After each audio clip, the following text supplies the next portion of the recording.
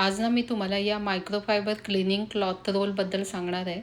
तर हा जो क्लॉथ रोल आहे ना, मी 2 आठवड्यापूर्वी मागवलेला आणि तो वापरून आत्ता मी तुम्हाला याचा व्हिडिओ दाखवते. तर ह्याच्यामध्ये जवळ ना 20 पीसेस येतात आणि एक पीस हा 25x25 सेंटीमीटरचा असतो आणि हा तुम्ही टेअर करून वापरू शकता.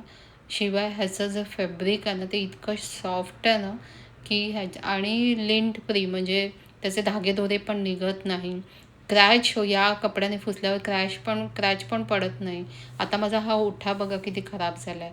तर मी काय करणार आहे, मी ऑलरेडी 2 आठवड्यापूर्वी वापरते, म्हणजे 2 आठवडे वापरला तोच कपडा आज मी इथे घेतला आहे आणि तो आता ना मी फक्त बघा अजूनही छान आहे तो वापरूनही. आता मी तो नुसता पाण्याखाली भिजवून घेणार आणि मग हे क्लीन करून दाखवते. म्हणजे साबण न वापरताही तो इतका स्वच्छ निघतो बघा. म्हणजे आणि आपल्याकडे किती धूळ सगळी आता आमच्या बाजूला तर ना इतकं कन्स्ट्रक्शन वगैरे चालू ना, सारखी धूळ येत असते. त्यामुळे ना या कपड्याचा ना भरपूर असा छान असा वापर होतो. तर इथे मी आता बघा तुम्हाला पुसून दाखवलं, आता ओटा पण पुसून दाखवते. मस्तपैकी असं पटकन क्लीन होतं. म्हणजे गृहिणींना तर बघा सारखं काय ना काय स्वयंपाकघरात करावं लागतं आणि मग पुन्हा ओटा साफ करायचा किती त्रास. मग ह्याच्याने पटकन क्लीन होतं बघा. तुम्हाला आता दाखवते.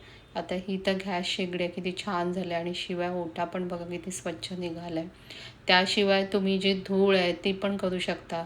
तुम्ही तुम्ही हा कीबोर्ड, आपला जो मॉनिटर असतो, आता इथे मी हे फिश टँक बघा, मी ते हे क्लॉथ वापरते.